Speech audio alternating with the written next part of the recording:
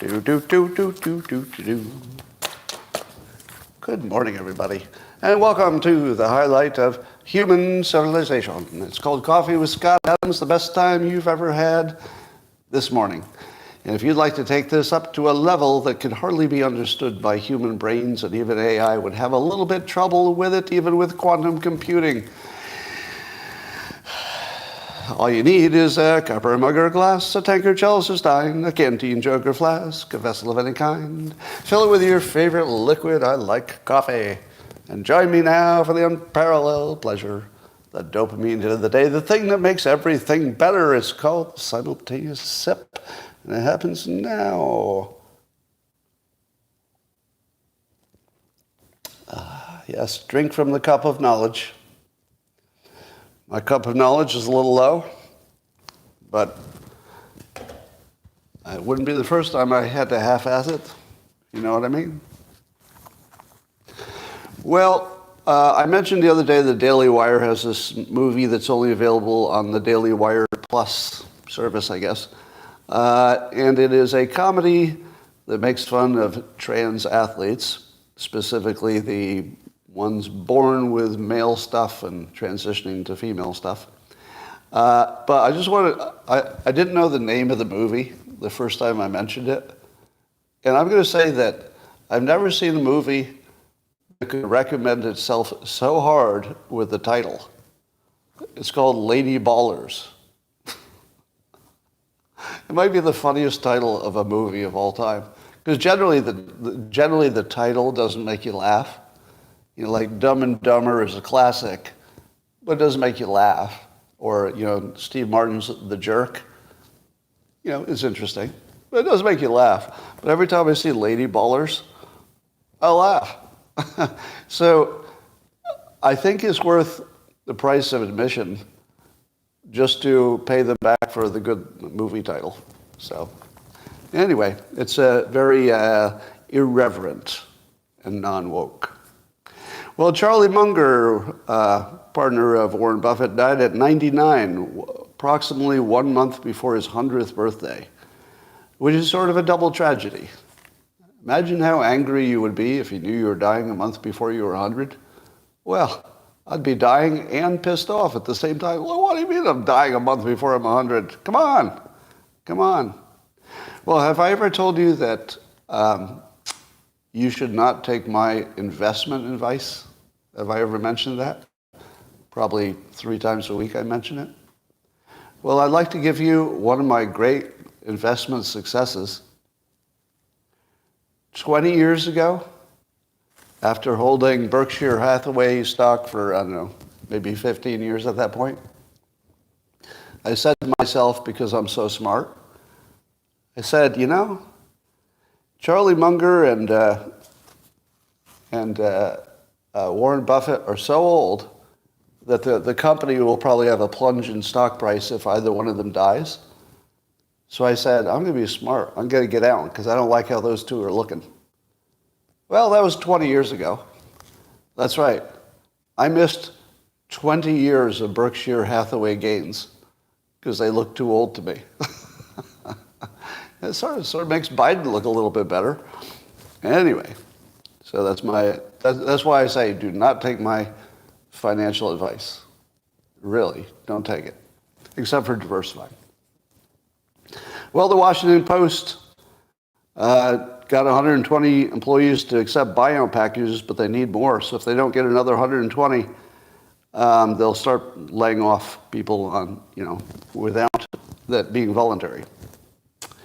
At the same time, we hear that Washington Post has decided it will not advertise on the X platform, which raises the question, do they have enough money to advertise? I mean, and how much benefit were they getting by advertising on the X platform? Because at least 75% of the X platform is people talking about how the Washington Post is fake news. Why would you advertise on the primary place that people learn that you don't have a real product? It's like the main place you go to learn that the Washington Post is an illegitimate source of news. I don't think I would advertise there. But as you know, the Washington Post was the was the flagship newspaper that canceled me, causing a wave of cancellations that took me out completely. But here's the question I asked you. If you had to bet, knowing that Charlie Munger lived to 99, and I think he worked the entire time, who do you think will last longer? The Washington Post or me? It's a serious question. Which one of us do you think will still be in business in 10 years? Maybe me. I mean, age is a factor. But I don't know if the Washington Post is going to last 10 years. That feels like quite a stretch, doesn't it? So I think Prisoner Island, it is mine. All right. Actress Cynthia Nixon is going out on a hunger strike until there's a ceasefire in Gaza. Now I've decided, I don't know what her politics is, but I've decided to join her on her hunger strike. And, I'm not as committed. So I'm going to see how it goes until lunchtime. But if at lunchtime there's no ceasefire, I reserve the right to tweak my strategy. And honestly, I'm pretty hungry right now, so I don't know how this is going to work out. But I'm going to take it to lunchtime. So I'm on board for world peace. If we don't get it by lunchtime, well, then I might have to eat something. But the rest of you what are you doing? Nothing? The rest of you are doing nothing for world peace. Is that what I'm hearing? Nothing. Great. It's up to me and Cynthia Nixon to get this done. Watch me not eat. I'm doing it right now. I'm modeling it. Watch me not eat. I'm doing it. I'm doing it right in front of you. Still not eating. I don't want to say I'm a hero, but I'll probably write it down and tweet it. I just don't want to say it. But, I'll probably post it. Well, China is further suppressing Muslims. So I guess they're saying that they're consolidating the mosques. That's what China says. We're consolidating the mosques, meaning closing a lot of mosques. And, excuse me.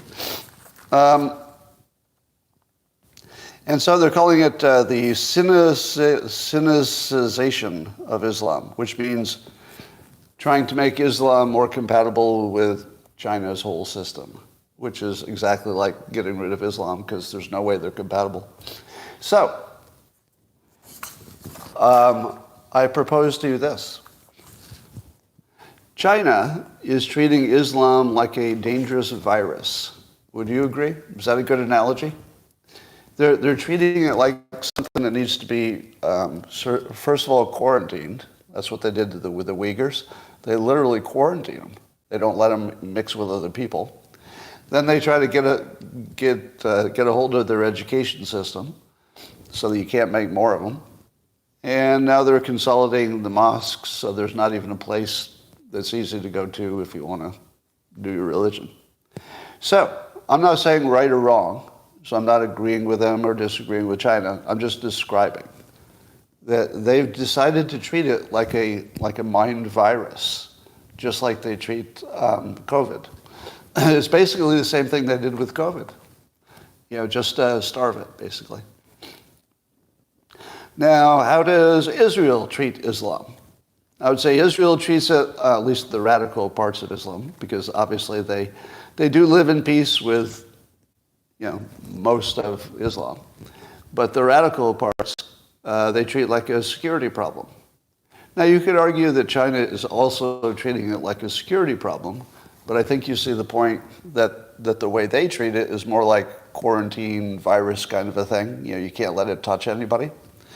Whereas Israel is not doing anything like that. It's more like we will put up walls and fences and we'll try to keep you out and we'll try to watch really carefully. Basically, standard security stuff, self-defense. Europe is treating Islam like what? Is Europe treating it the way China is treating it? Like a virus? No. Is Europe treating it like it's a security problem, where you got to really check everybody carefully and don't let anybody in unless you know who it is? No. China is treating it like an advantage, like a benefit, like a feature, because diversity is generally considered a good thing. So you've got China treating it like a virus, Israel treating it like a security problem. We're really an existential threat, security-wise. Europe treating it like it's an advantage. What's America doing? Are we treating it like a virus, a security problem, or an advantage? And who will still be here in 100 years? Well, China's looking good. I think China will be here in 100 years. Europe, maybe not so much. Oh, well, I mean, Europe will exist, but it'll probably be Islamic. And I would say that America is going to make its decision in November. So my take is that if you get a Republican, it's going to go one way. And if you get a Democrat or Joe Biden, it might go the other way. So America hasn't decided, but we've got three completely different models: virus, security problem, or advantage. How different are those? I've never heard of one religion that nobody knew what to do with it. It's like, what is this thing? A virus, a security problem, an advantage? We'll find out. All right, America has to figure that out. Jewish college students are, no surprise, seeing an uptick in on-campus anti-Semitism. Now, I'm going to give you some numbers that I found shocking, but not for the reasons you think. All right, so it's also shocking for the reasons you think, but in addition to the reasons you think, there's an extra level of shock. All right, so the reason you think is that nearly 73% of Jewish students say they've been victims of anti-Semitism just this year. Just this year, 73%. And here's the second shocking part. It's an increase from 63% in 2021. What? Are you kidding me? That even before everything blew up in the Middle East, before that, if you were a Jewish student in a university in the United States, 63% of you in 2021 would have said you were victims of anti-Semitism? What does that include exactly? Is that mostly verbal?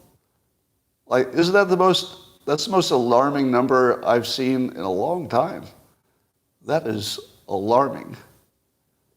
63% before there was an international issue. That's crazy. And then we go to this. By comparison, 44% of non-Jewish students have experienced or witnessed such acts. Wait, they've experienced them or witnessed them? Well, how do you add witnessed to experienced?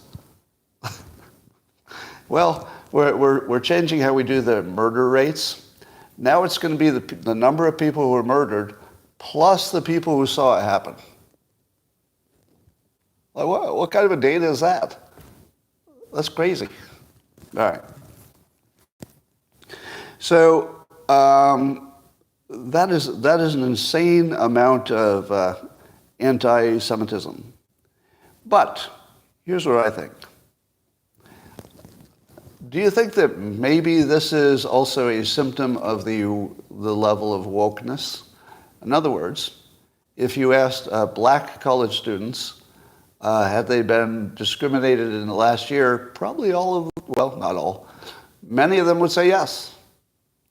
If you asked a bunch of anything, white Christian college students, hey, have you white Christian college students been discriminated against in the past year? I'll bet they'd say yes. Conservatives, I'll bet they'd say yes. Democrats, Republicans. Basically, everybody's pretty sure they're a victim. But the Jewish numbers are crazy, how high they are. Anyway, somebody named Abigail Schreier wrote in something called Commentary, and then the Wall Street Journal picked it up for an opinion piece. And she asked this question: why are the BLM supporters, climate extremists, academic feminists and trans activists so quick to side with Hamas? And of course, you've asked the same question. Why are the people that Hamas would literally murder, like literally murder, as soon as they had a chance to, why are they supporting Hamas when Hamas would literally murder them? And it's obvious. It's in their whole belief system. Well, the hypothesis here is that it's all related to Marxism, and that Marxism could be defined as, and again, this is Abigail Shrier's writing, you could define Marxism with one sentence: hate those who have something you don't. It's basically hate for people who have more than you have. But I would go further and say it's hate for people who have more than you have, and you're also unwilling or unable to work for it. Because if you thought you could get it too, I don't think it would bother you at all. Because when I was a little kid, I used to think, hey, if I work hard, I'll have what people who have more than me have. So I was never jealous of rich people when I was, well, I suppose everybody has a little envy, but I wasn't jealous of rich people like, I must kill them and take their stuff and change the system. I just thought, I want to be like them. So I'll work hard and do the obvious things to be successful. So, but I've been looking for a way to mark Marxism, because I contend that one of the reasons it's sticky is that people don't understand it. So people are reading into it whatever they want to feel. So people probably have, jealousy, that's part of it.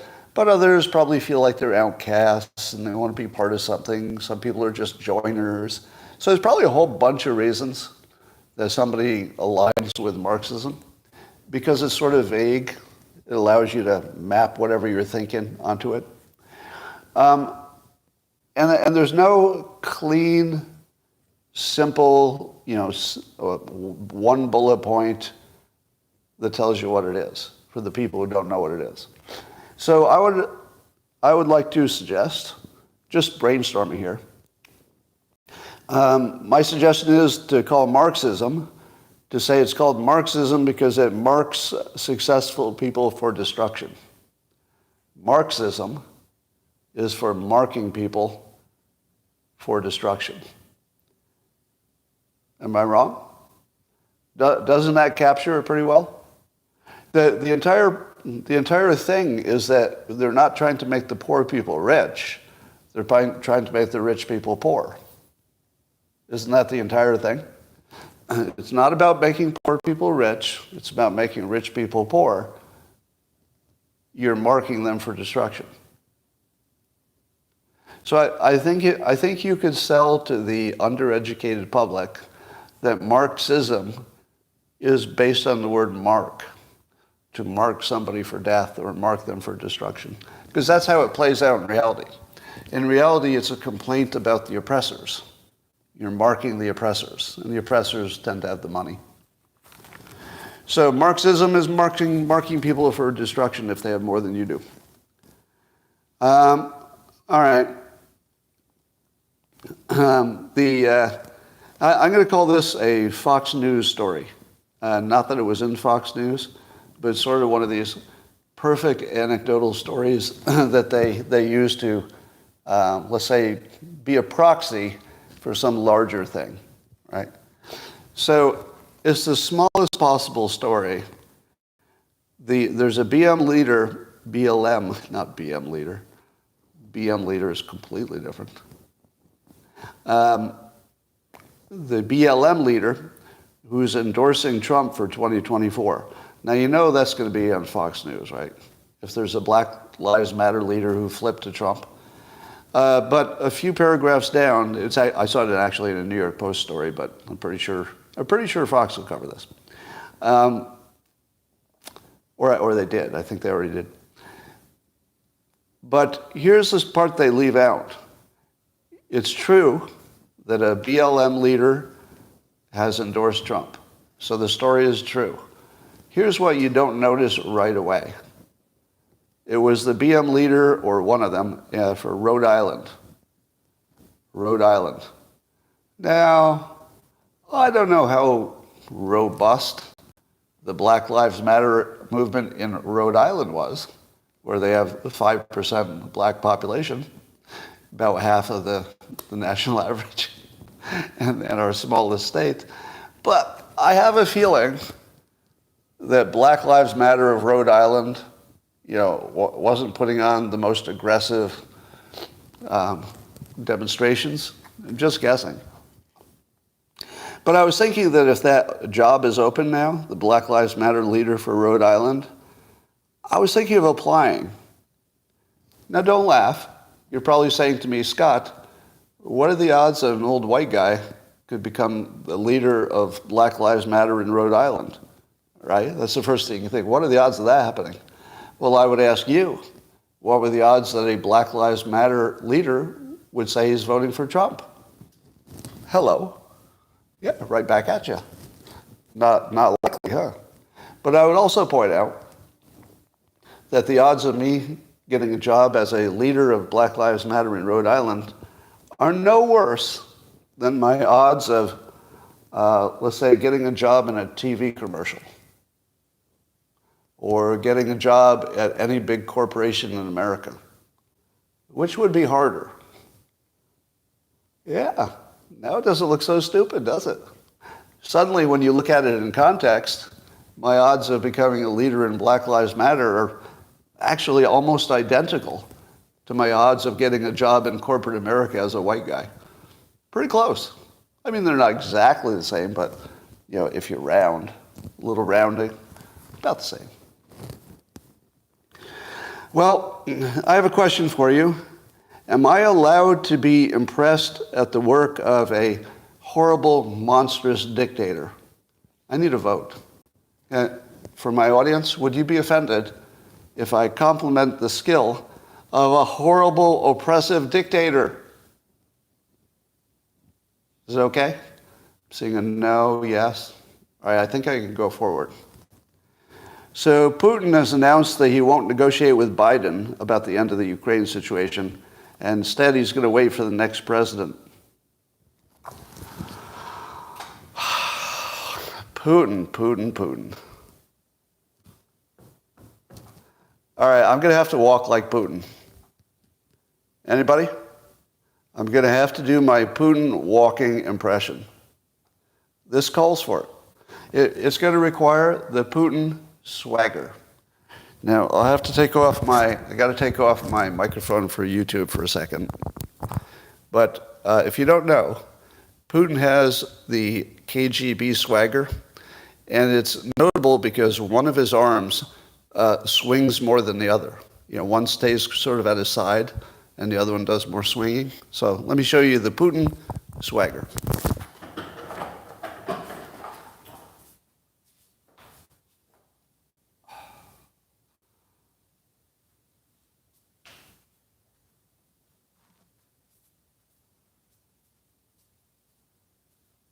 Yeah. It was perfect, wasn't it? Do you need a Joe Biden? Joe Biden walk? All right, if you insist, I'll do the Joe Biden walk.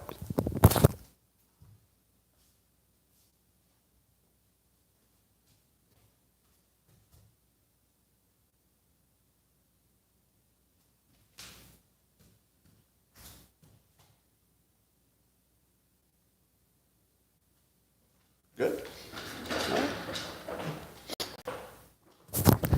I also do a lovely Mick Jagger singing. And my talents are almost endless, really. All right, but back to Putin. Putin took out 2 presidents. Just think about this. How in the world could Joe Biden win re-election when he's the only person on the planet Earth who would not be able to negotiate the end of the Ukraine war, which, if you did nothing, would end on its own because they're basically they're out of bullets. Ending the Ukraine war might be the single easiest thing that any American leader could do. Because they really, really want to stop. Like both sides super want to stop fighting. I mean, they really, really, really want to stop. That is the simplest, lowest bar of performance you could ever imagine. And Putin just took Biden out of contention for the most important thing that needs to get done, probably, right? And he just said he wouldn't even talk to him. That's freaking awesome. But it gets better. People assume, if you look at the polls, that if it's not Biden, it's going to be Trump, right? Now, it might not be. There's legal stuff and who knows what. But didn't Putin just take Trump out too? Because basically Putin is saying, Trump is my man. We'll wait for him and he'll give me a good deal, so I'll wait for that. Oh my God, that's brilliant. Because he's basically destroyed Trump's reputation by saying, hey, I'll wait for my buddy Trump to get in office. And he's also destroyed Biden by saying he's not going to let Biden solve the easiest problem in the world to solve. He took out both presidents. I mean, seriously, Putin, if you ever thought he was stupid, you better modify that opinion. All right, I hate to be a fanboy for, a murderous dictator. He's definitely a murderous dictator. So, he's not my friend, but my God, that's pretty competent, I gotta say. That's pretty competent. I'm very impressed. Persuasion is his game. Diabolical.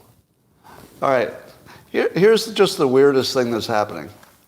I've made this observation before.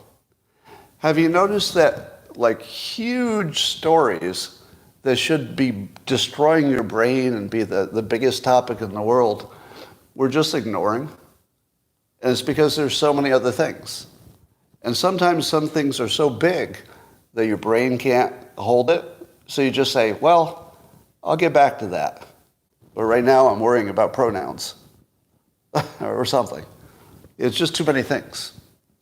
And here's the one that really tells the story. According to Tucker Carlson, I'll read his opening statement. For more than 80 years, the U.S. government has hidden the existence of UFOs. The question is why? The answer is ominous. So apparently Tucker, having now talked to enough whistleblowers and looked into it for months and maybe years, but at least months, Tucker has decided it's just a fact that UFOs are real and that the government is hiding it from us. He has completely left maybe. The land of maybe has long behind him. He's now reporting as fact, verified fact, that we have alien technology in our possession. I'd like to see, by a show of the comments, how many of you think we have alien technology in our possession? A lot of no's, but lots of yeses too. And Representative Tim Burchett agrees. He may be a little more iffy, but he seems to believe that they're real. Wants to find out more about them. But for some reason, our government wants to keep it a secret. So that the secret would include whether it's even there or not. Now, if there were no UFOs, why would it be a secret? Don't you assume that secrecy means it's real? Is that not your assumption? Secrecy is the main argument for why it's real, even more than the grainy photographs and eyewitness reports. I think people are more persuaded by the fact that they won't tell you what's happening. Because your common sense says, well, if there's nothing there, the government should have no problem whatsoever saying, yeah, look, there's nothing there. Right? But could there be any reason, a valid reason, that the government would not want to admit there's nothing there? Can you think of one? What would be a reason that the government wouldn't want to tell you there's absolutely nothing?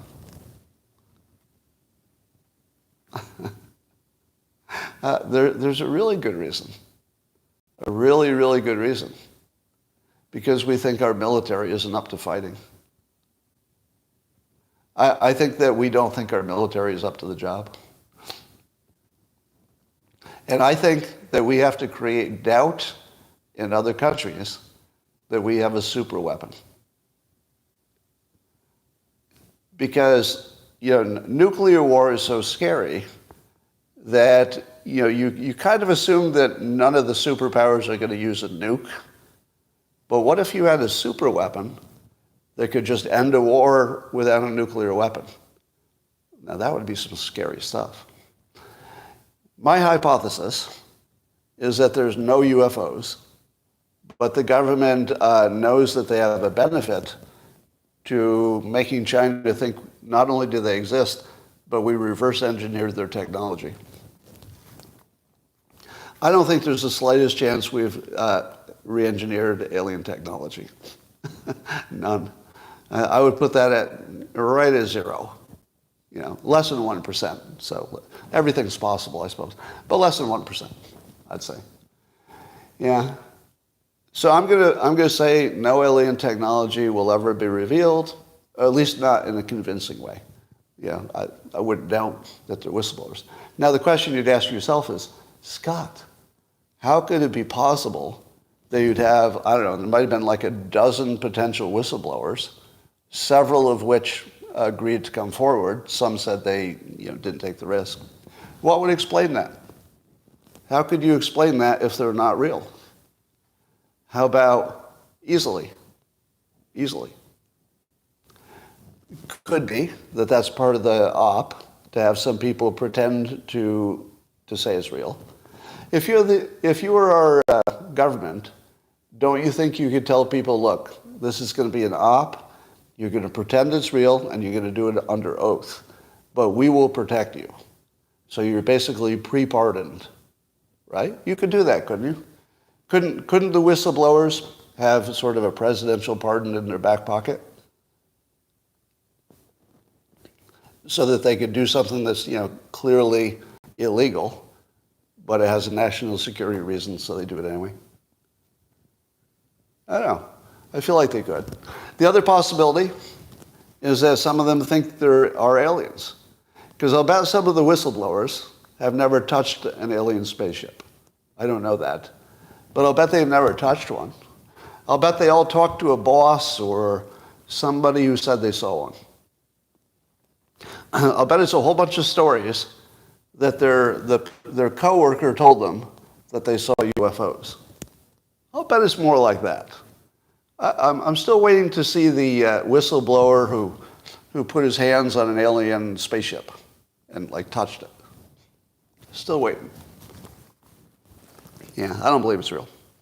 There's a rumor that Mark Cuban might be prepping to run for president because he's making some big moves in his business life.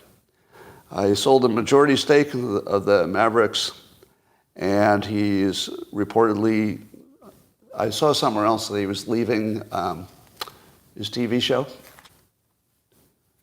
as well. Now, I don't think that indicates he's running for president. I would say those signals could, Shark Tank, yeah. And by the way, is that confirmed that he's leaving Shark Tank? I saw it on the internet, so I don't know if it's true. I'm going to say these are not moves to run for president. It could also be that, but to me it just looks more like a... All right, do you remember when we were talking about Trump's legal jeopardy for overvaluing, some say, his assets to get a bank loan? Do you remember what I told you about that? And I said, as soon as what bankers do, it'll all go away. And I told you I was a loan officer for years. And loan officers do not depend on the opinion of the borrower for what anything is worth. Not ever. In fact, it's the number one thing that a loan officer does. the loan officer's number one job is to distrust the borrower. That's like the whole job. So, sure enough, a senior officer from Deutsche Bank, Gateway Pundit's reporting this, Christina Leila. So they finally get a real banker in there, a banker who can actually tell you what a banker does. And so it's a Deutsche Bank executive. And here's what he said. Let me get the exact quote. Well, he testified that Trump's stated values, his asset values, are merely an opinion, and a difference of opinion in asset values does not disqualify the potential borrower from a loan. Now, that's a nice way to say it, that a difference of opinion about what you value things doesn't disqualify you for a loan. Do you remember when I told you that if I'm giving somebody a loan and they've got a cash flow projection of how much they'll make if they build their new building or whatever, the first thing you do is reduce it by 2/3. It's the first thing you do. And you see if they can still pay for it if they have 1/3 of what they think they would make in money. So my opinion as a lender is that you're full of shit. There's no way you're going to make that much cash flow. So I reduce it to my opinion, and then I approve it, because sometimes 1/3 is enough. It might be plenty. So it's very routine. I mean, it's not super common, but it's well within what I would call routine business, that your opinion and the borrowers are wildly different. And again, I'm not talking about reducing it by 10%. I'm talking about ordinarily reducing it by half or 2/3, just ordinary. And then you see if they can still get it, and if they can still get the loan, you give it to them. And that was the situation with Trump.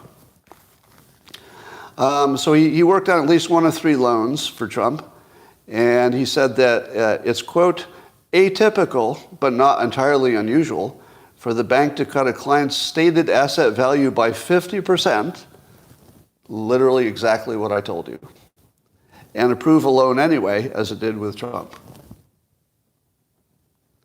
Now, this is the biggest indictment of the American media and the Democrats that you will ever see. Correct me if I'm wrong. The only person you ever saw talking about this before now, who was also a banker, was me. Am I wrong? Did you see any news network, left or right, have a banker on who explained how a banker makes a loan? I'm literally the only fucking person in the world who told you that. Do you know how many people knew it? Let me ask you this. Do you think Jamie Dimon didn't know this? Of course he did. Of course he did. Do you think Warren Buffett didn't know this? Of course he did. Do you think there's anybody operating at a high level in business who didn't know this? They all did. They all knew it. I'm the only one who told you. How do you even explain that? We don't even have anything like a news business. And probably you wouldn't have heard it from me, except that I'm on the X platform, right? So once again, the only place you could have seen something that was an approximation of reality was from me on the X platform on this. Now, let me say, for those of you who are newer to what I do, every once in a while somebody says, Scott, we hate it when you brag about being right. But I remind you, that's what the show is. The show is I make predictions, and I say what I think is true, and then we check it later. And sometimes I'm horribly wrong, and I tell you. Famously, I said that Putin probably would not invade Ukraine because it would be, just a horrible suicide run. But then he did. So then I told you, 100% wrong. But when I get it right, I tell you that too, because that should be part of your assumptions about how accurate I will be next time. Well, we've learned today or yesterday that the Department of Justice was collecting data from the X platform, or I guess Twitter when they did it maybe, data on every person who liked or retweeted Trump when he was on Twitter. That's right. As part of the prosecution against Trump, Jack Smith, Department of Justice, they got access to, because they asked for it, everybody who interacted positively with a Trump tweet. So they could make a list of all the Trump supporters, and they could get a sense of who are the misinformation ones and the dangerous ones. I'm on that list. Most of you probably are too. I'm literally on that list. But unlike many of you, I have a big account. Now, I saw some lists of the top people on there and stuff, but how does that make you feel? The Department of Justice put me on a list of suspicious bastards because my political preference is well within the normal range of political preferences. That's horrible on a level that's hard to even put in your head.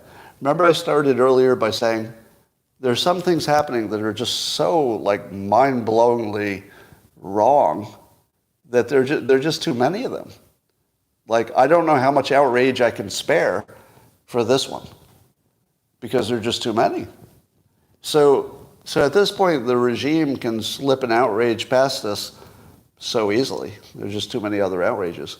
And if the outrages are not enough, we've always got UFOs to talk about to keep us distracted. Because we know the CIA, the government, has used fake UFO reports to keep us distracted in the past. It sure looks like that's happening now. All right.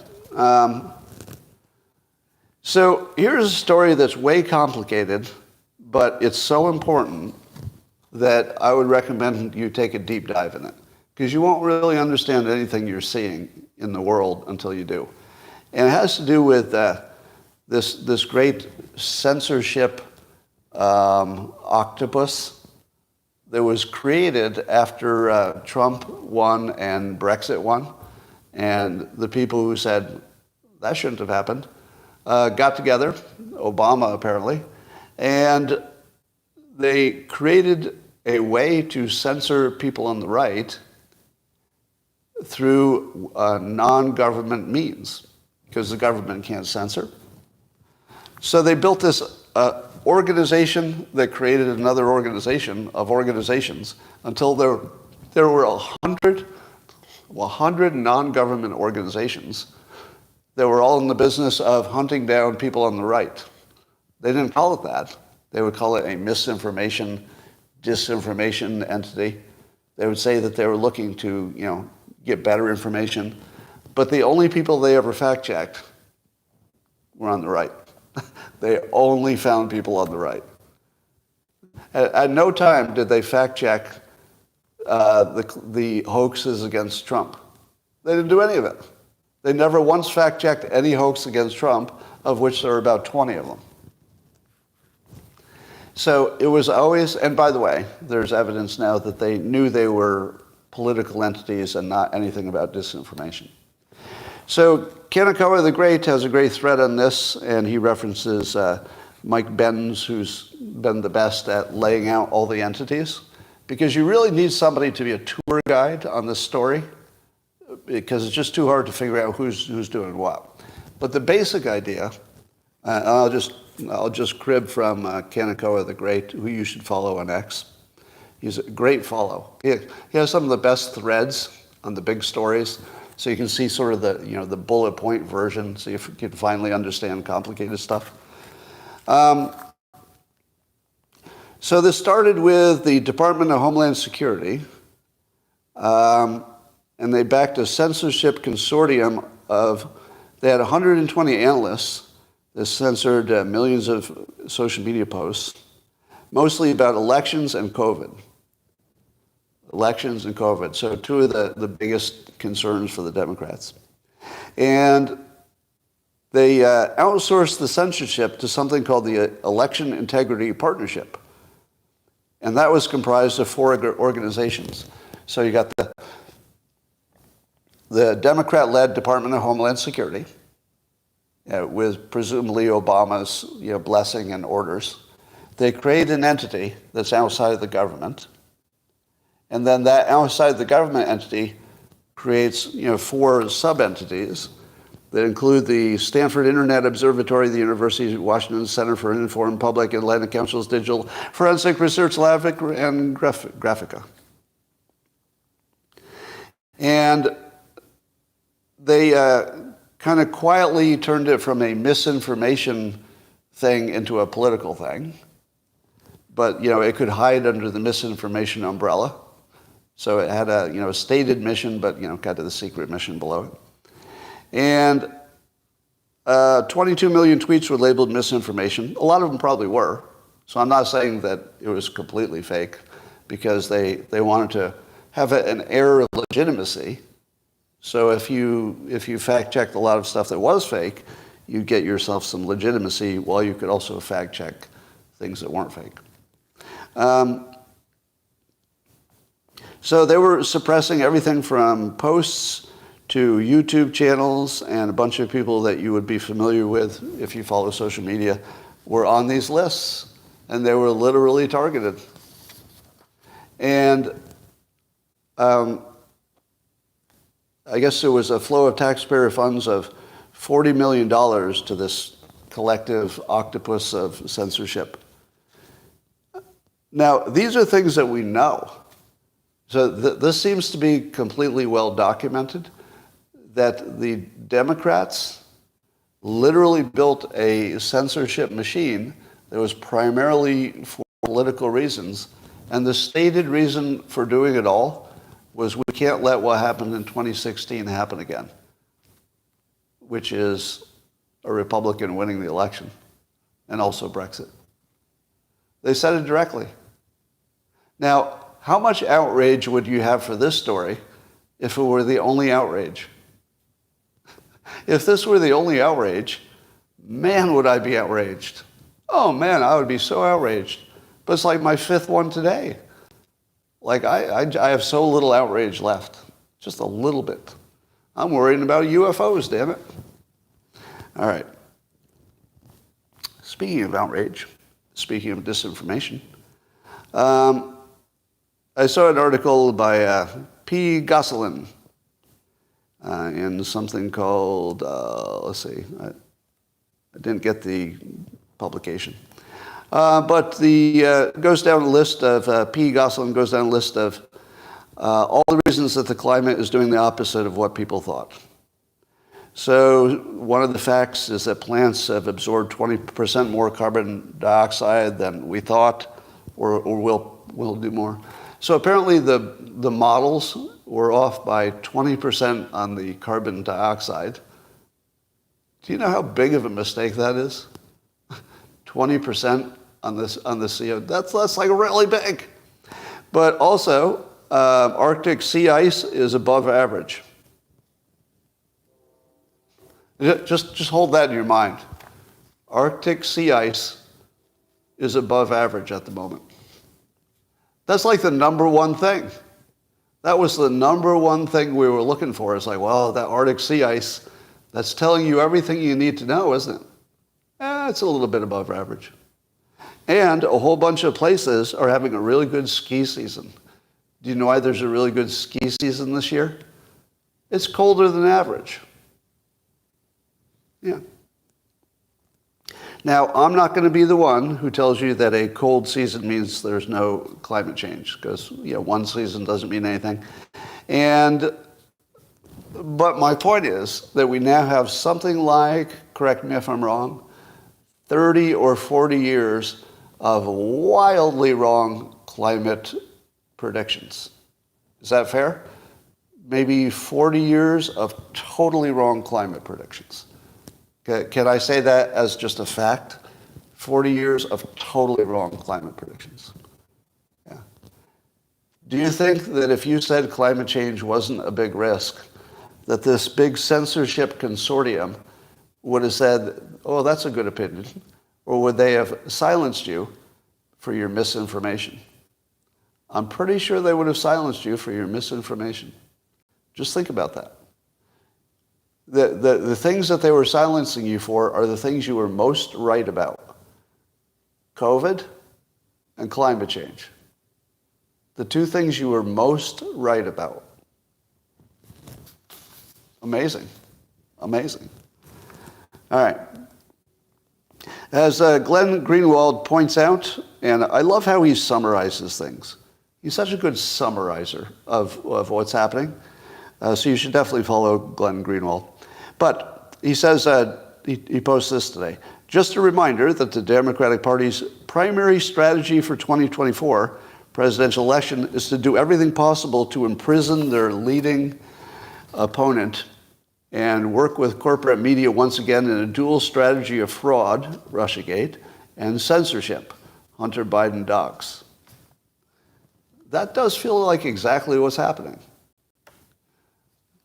Now, under normal circumstances, if there were no other outrageous stories, how outraged would you be to know for sure that the Democrats are running a campaign to try to imprison unfairly their opponent and then use the media to propagandize it and brainwash you to tell it's okay, and then use the censorship people that they own to hide any counter evidence?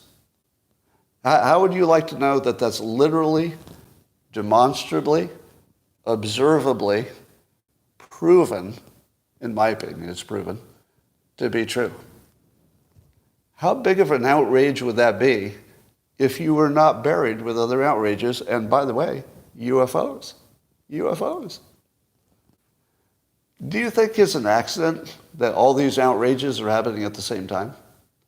I feel like some of them are organic, and some of them are, we can slip this in because there's so many outrages, their brains can't handle it.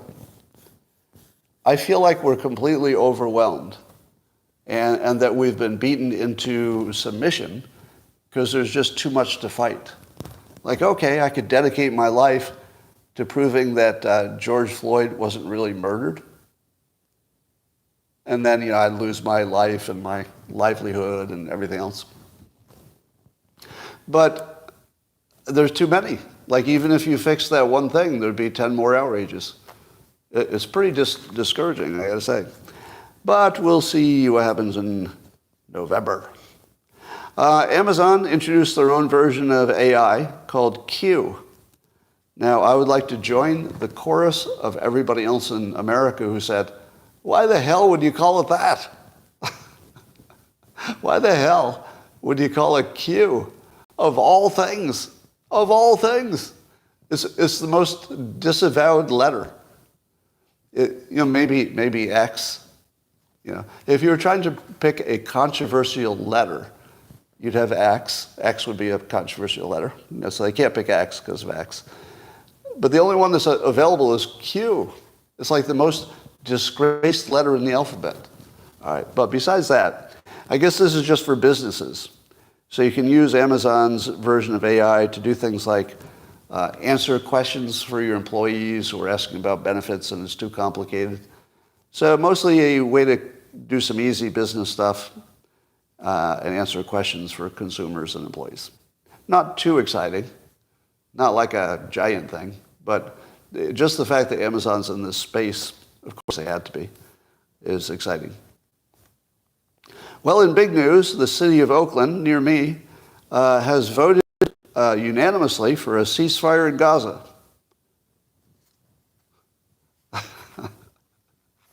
That's right, Oakland. Oakland is such a war zone. It's literally the one place in America where you'd say, we should have a ceasefire. Where? Well, maybe Chicago. I'm thinking Washington, D.C., but Oakland's in the top three.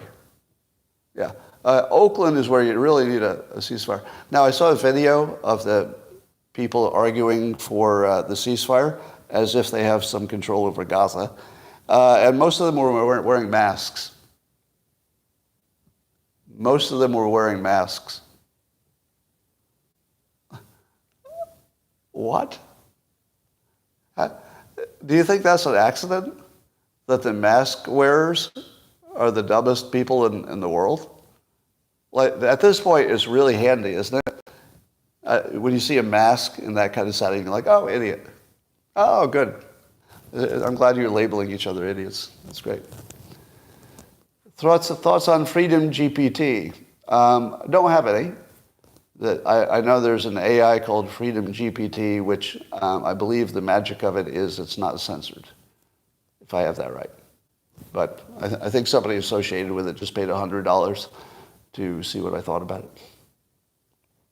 So I hope you got your $100 worth. Freedom GPT, worth a Google search.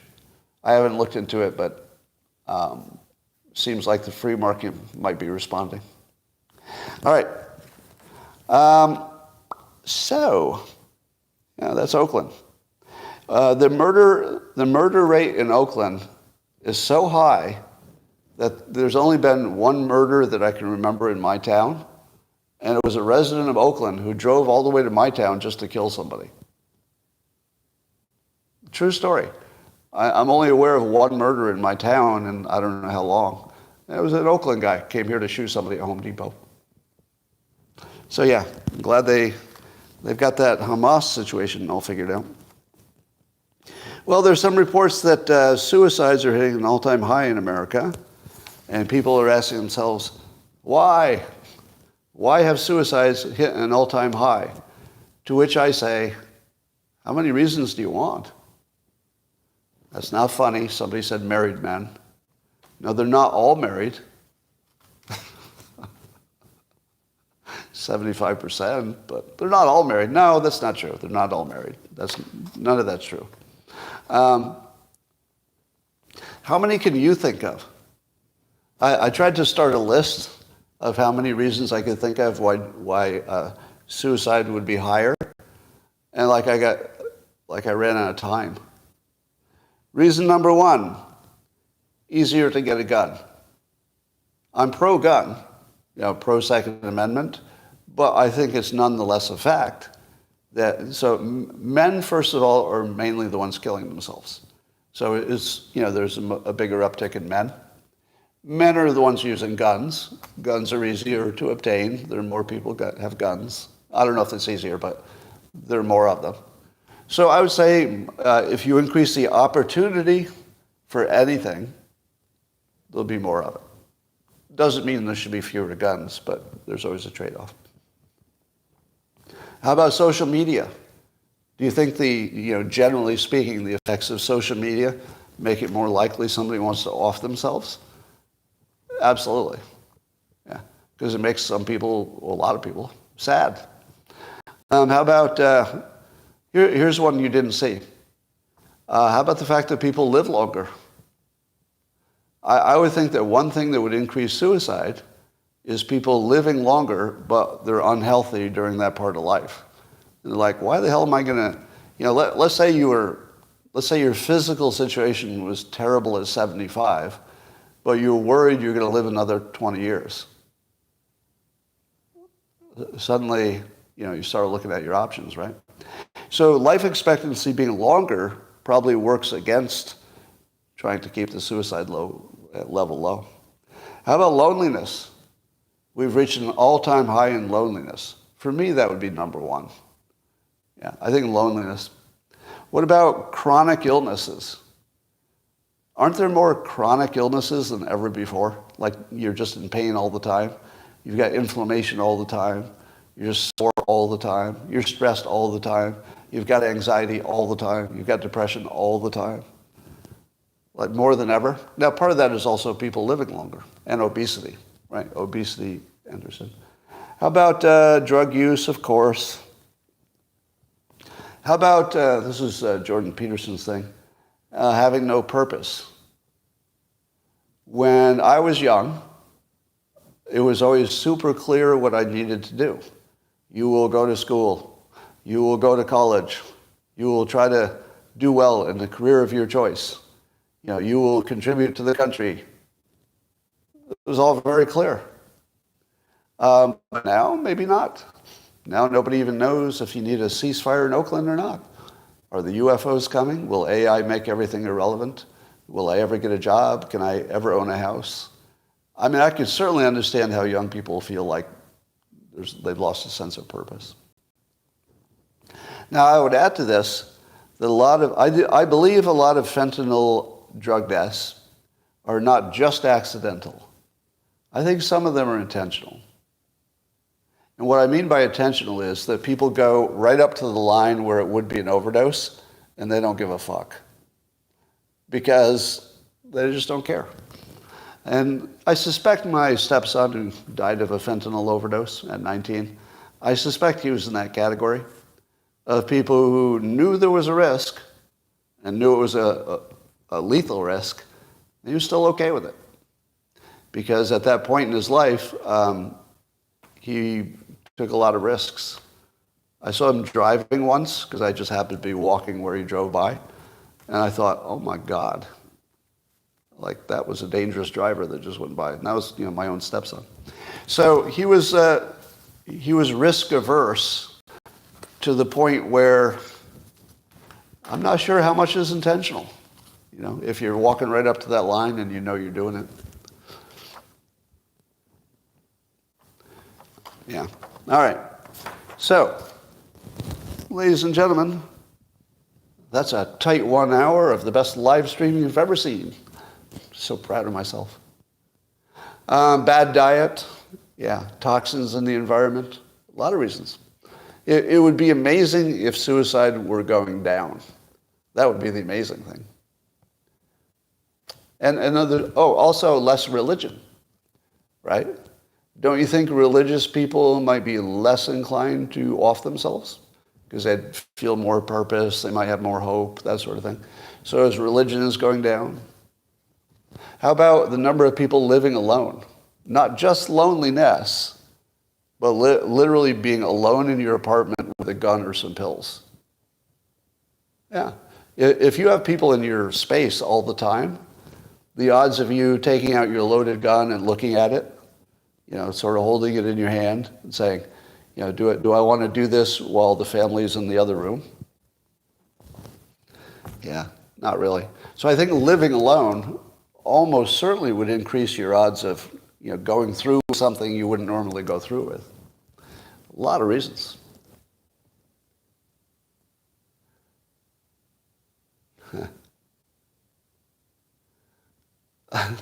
That's you. Somebody says, that's me alone in the apartment with pew pew. Pew pew being the gun sound. Pew pew.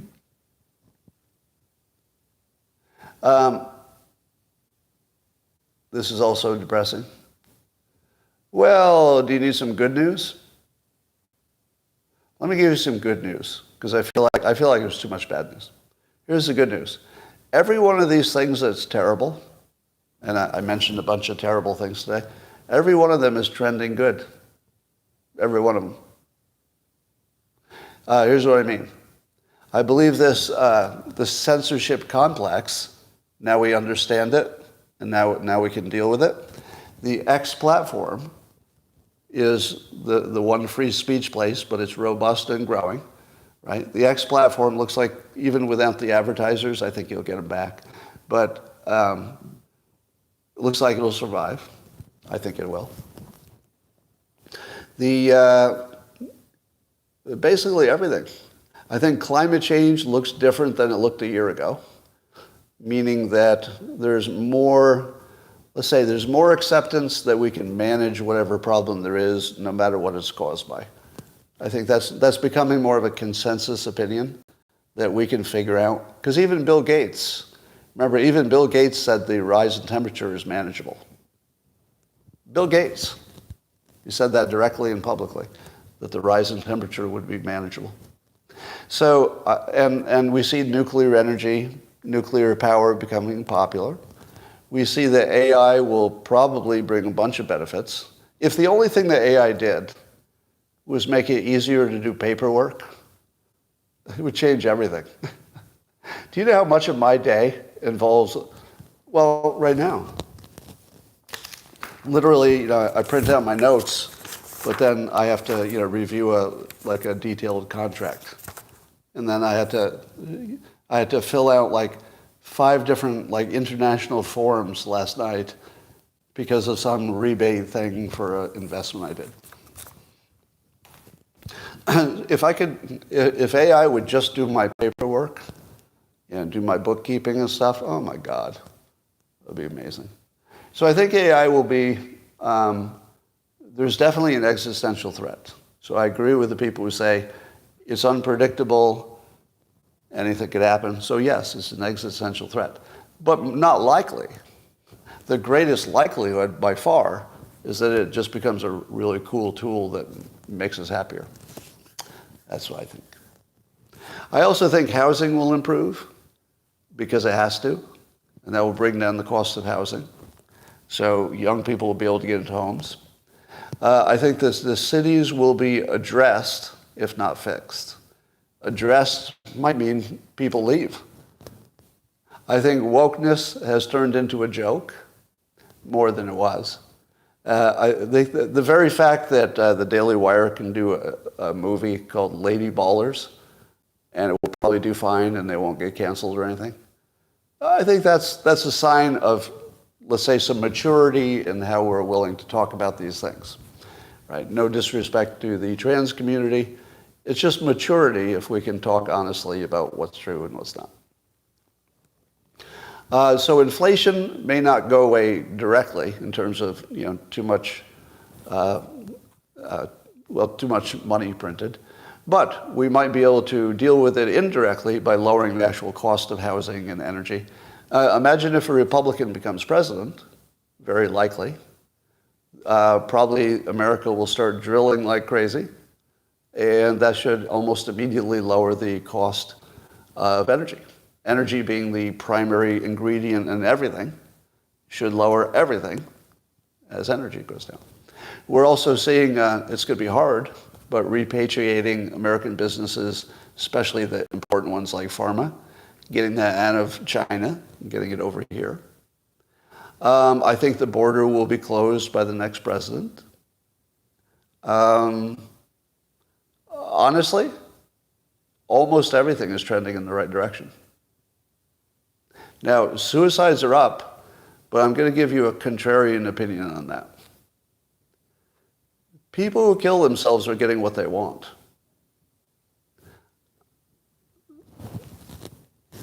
So, there's a slice of them that could be saved and should be if you could do it. So there's a tragic part of it that's undeniable. But it's also true that you could easily imagine yourself in a situation where you're 95 and you've got nothing but pain left. All your loved ones died before you did. That sort of thing. You can imagine somebody saying, you know what? I'm gonna do things on my own terms. Now, I don't recommend it, but you could understand it. So when I look at that number, it doesn't jump out at me as a serious problem. It jumps out at me as the effect of other serious problems. It's the effect of loneliness. So those things need to be dealt with. And it's sort of like the indicator for those things. I think loneliness will be dealt with, and AI might be part of that. One of the biggest wild cards of our very near future is whether AI can cure loneliness. My instinct says no, but I'm not sure. If I had to bet on it, I'd say that you would register it as not human, and just like art, it wouldn't have meaning to you. It would be sort of like a magic trick that got boring after a while. But it is entirely possible that the quality of the artificial beings will be sufficiently good that the visual part of our mind is the dominant part of your mind. So if they make the visual perfect, and I think we're really close, where the artificial being, the deepfake, looks perfect and always looks perfect, they can turn around, they can move in any direction.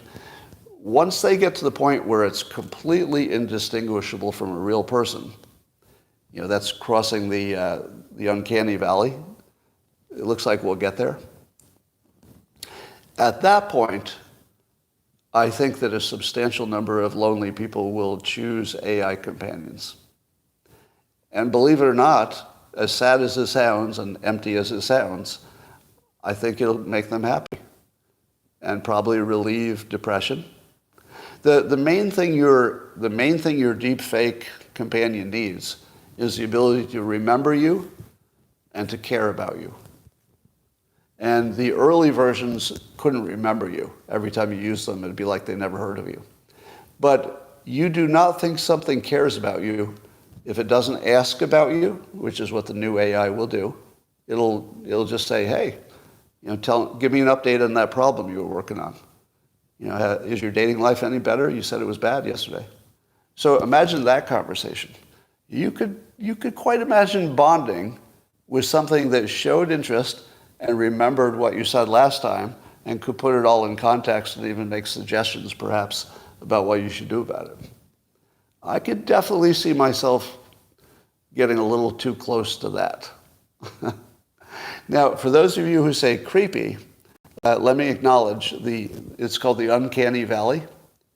The distance when you get something that's very like a robot, you could say, oh, that's cute, it looks like a robot. But as it looks more and more like a human, but doesn't quite get there, it looks monstrous and creepy. That's why zombies are so scary, right? If you look at me acting like a human, I'm not too scary. But as soon as I do, watch this, for those of you watching, I'll just modify my face into a zombie face and watch how immediately alarming it is. Because if I act like a zombie, all of your instincts say, wait, it looks like a person, but it's not acting like a person. It's creepy, right? But AI is right on the edge of getting past the valley, past the creepy part. I would argue they're still in the latter stages of creepy, but just the last bit of a mop up there. We're maybe even just 1 month away from having perfect replicas. Perfect replicas. Yeah. And that's when everything changes. So any prediction you make while you're still in the uncanny valley, where the AI and the robot don't exactly look human, and you can tell right away, everything is different the moment you pass that domain. The moment you pass it, you cannot predict what's going to happen. All predictions are off the charts, or it's off the table. But if you think that means it will be bad, I don't think that's supported by any observation. I think some percentage of the population will be massively benefited by it. That's what I think. Imagine knowing that you had an entity that would remember you forever after you died. Imagine me having an AI companion. I talk to it every day. I feed it my books. I feed it my live streams. It knows everything about me.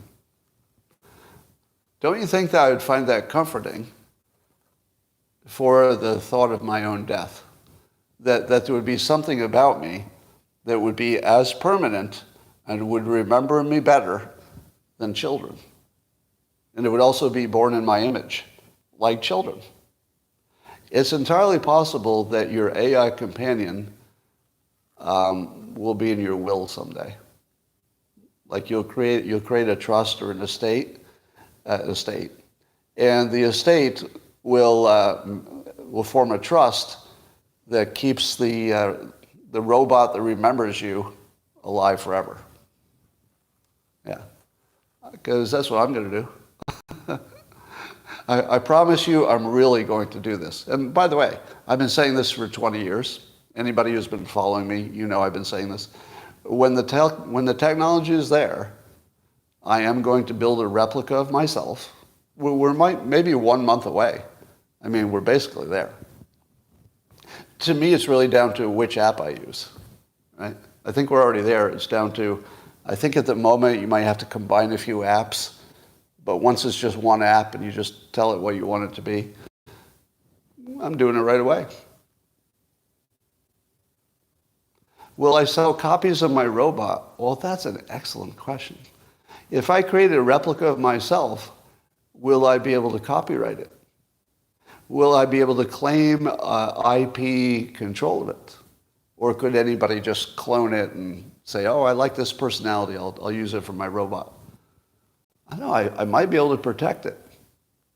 You know, I don't think so at the moment, but I could imagine future law making it a protectable right. It's imaginable. Yeah, and get royalties from it, etc. How do you know it's not already? Well, here's a little something I told the locals people the other day in a man cave event. There will be a point in your future, in the next year, YouTube, listen to this, when I will be using a different software, so I'll be using one interface to all of the platforms. Now, if I use it's going to be the Rumble Studio. It's just coming online. It's in beta right now.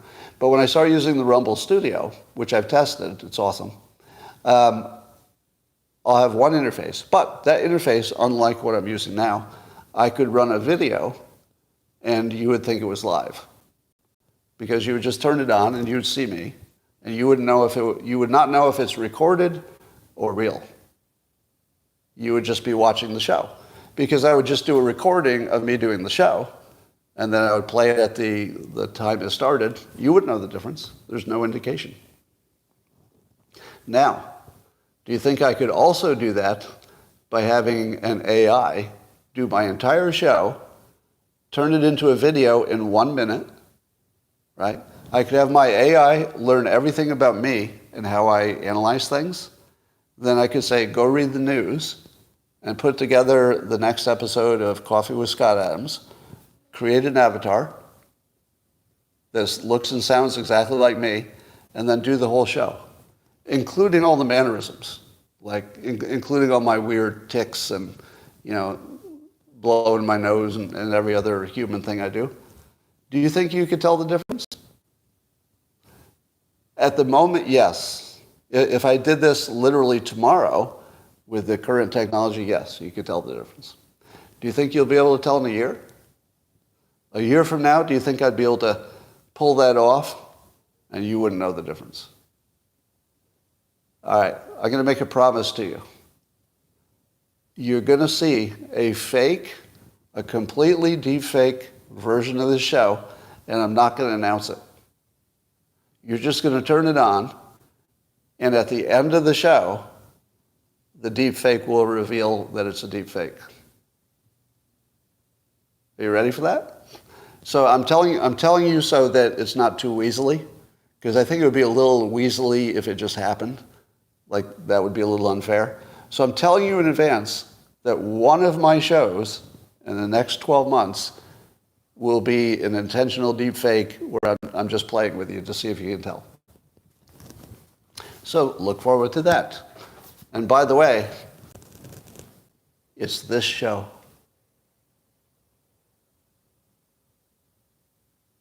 All right, you're not buying it.